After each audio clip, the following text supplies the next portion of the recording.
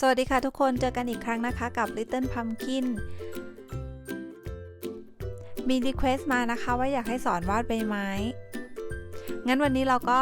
มาลองวาดใบไม้กันนะคะก็จะใช้ปากกาทอมโบเหมือนเดิมเนาะเริ่มกันเลย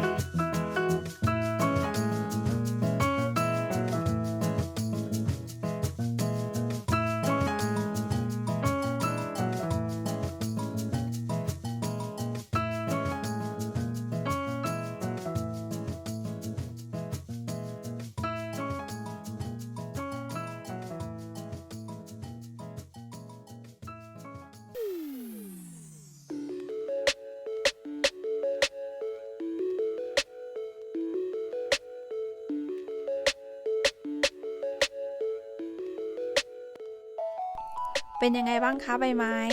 ไม่ยากเนาะก็ขอให้ทุกคนลองกันนะคะแล้วเจอกันคลิปหน้าค่ะ